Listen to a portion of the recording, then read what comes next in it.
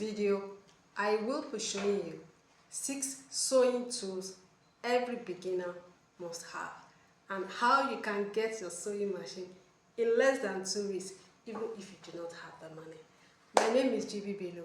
I'm a fashion designer and coach. I train people how to make beautiful garments and I also specialize in shirt making. First of all, let me appreciate every one of you that have been watching my videos, especially the Iro and Buba video that I've got almost, did I just say almost, over 47,000 views. You guys are the best. You know what? You are the reason why I am recording this learning to sew videos.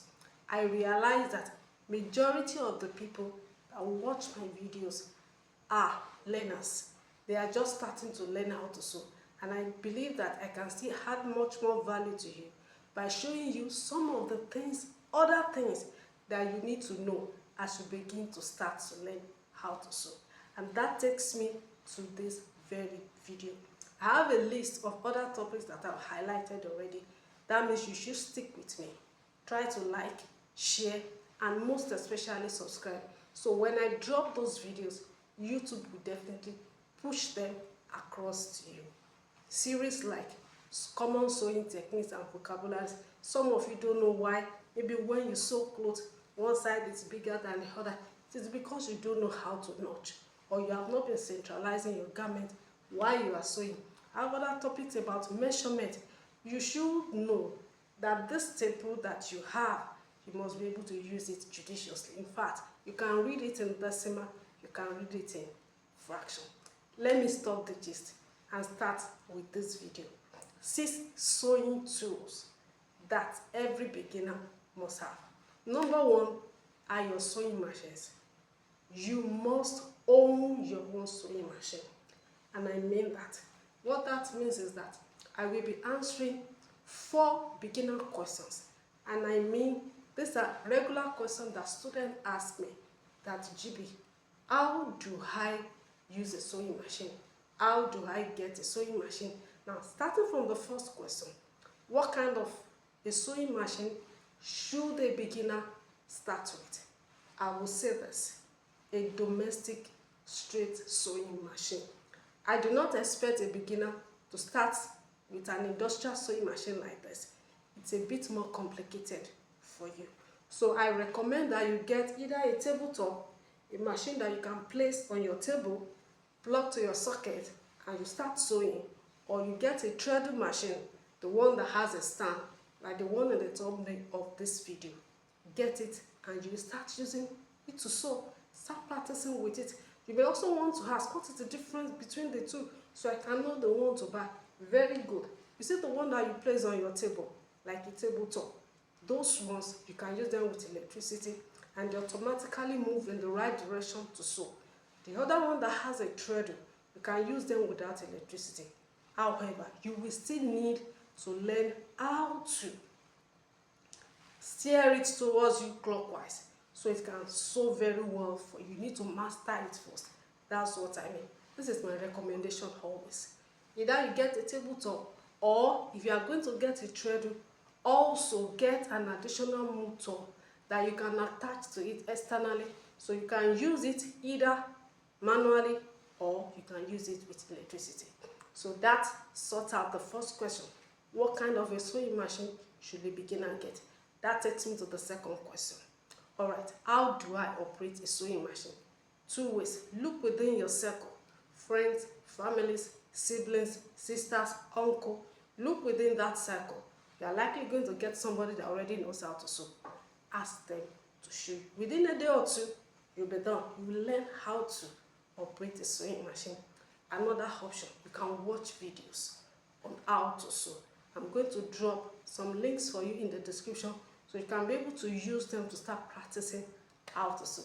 That takes me to the third beginner question that I need to answer on sewing machines. Okay, where can I get quality machines that I want to buy as a beginner? For me, I always buy from dealers, because I know that if I buy from dealers, I'm going to buy the original and it's going to be at the best price. What I mean by dealers are, if you go to their warehouse, you see a large stock of machines there, and they always have varieties. Whatever city that you are in, make inquiries in your major market. Where can I get dealers, sewing machine dealers in my city? You can even ask Google. Are you getting me? If you're in Lagos, Nigeria, you can just go to Mushin. You can go to the Highland. Yes, you can get dealers from there. So that is that. Where do I get it? Go to dealers. You are likely going to get quality from them. I always like, for domestic machines, I always like to buy Butterfly products. They are good, yes. I even love their stand for trade. They are good. They have like an overlap, and it looks so good. So your clothes will not be dragging on the floor. It has a fold. It's always very good. So you can go there, go and check them out. I'm sure you'll get something suitable for you at a good price. What price does it cost now? Well, you have to check your city. In my own city, I can say that sewing machine now goes for like 150 to 200k, a good one. You should be able to get something between those two figures. Alright, now to the question you are waiting for. GB, I don't have money.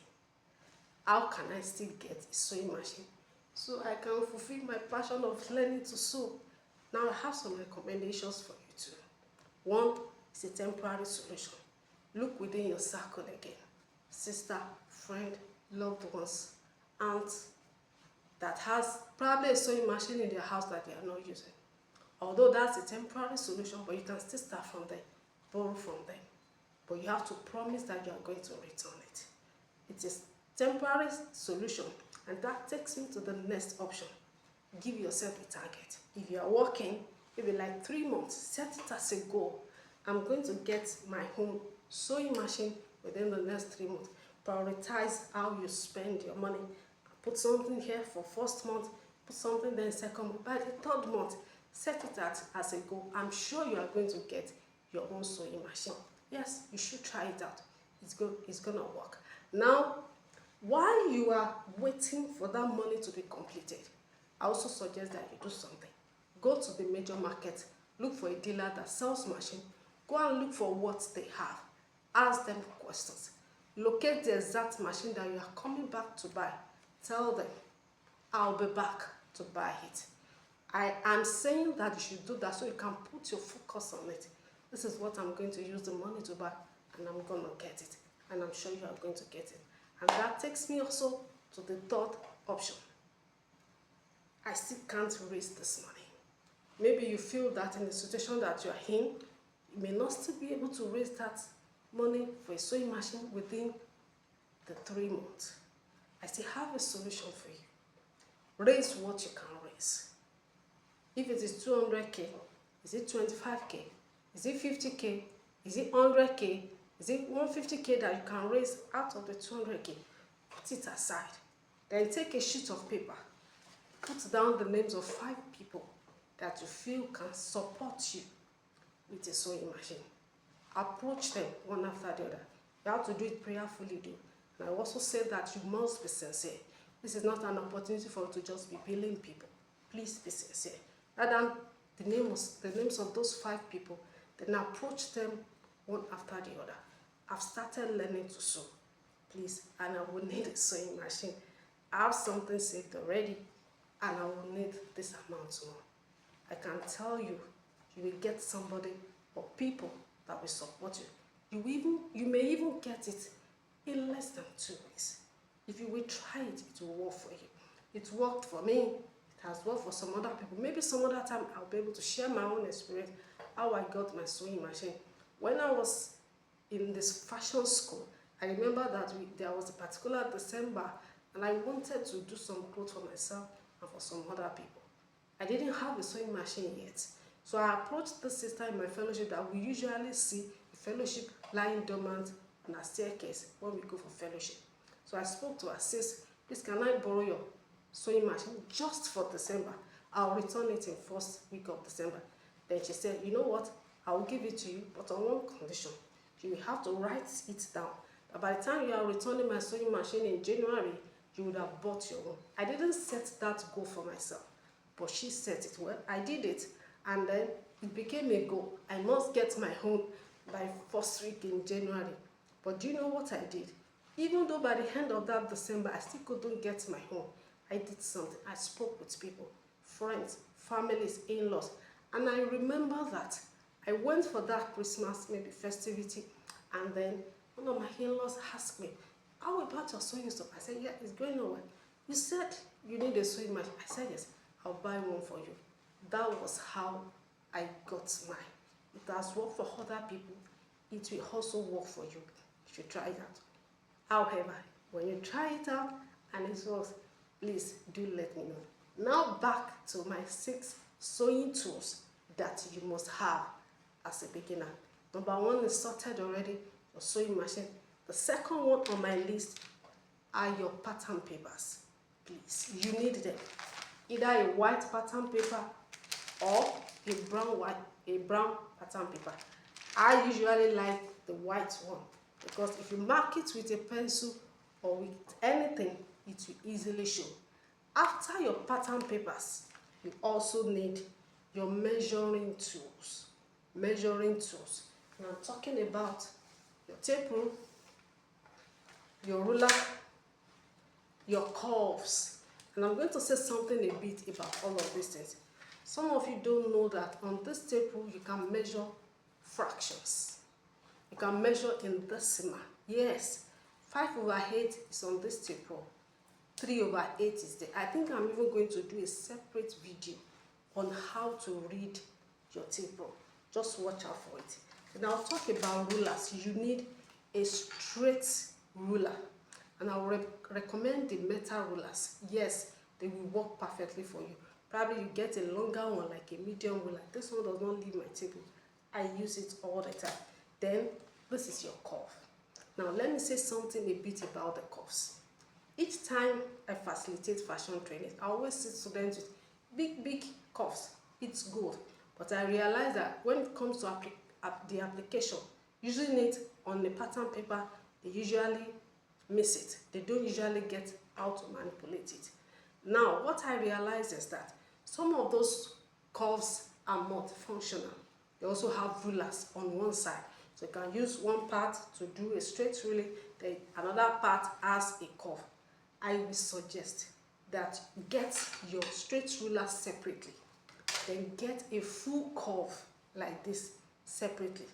This works perfectly for you as a beginner. I can use any curve. A professional tailor can use any curve because you know how to manipulate it. But for you, you don't really know how to manipulate it yet. So I suggest that you go for a full curve like this. A curve that only has one function, just curve. So that is that about your measuring tools. Now, what else do we have?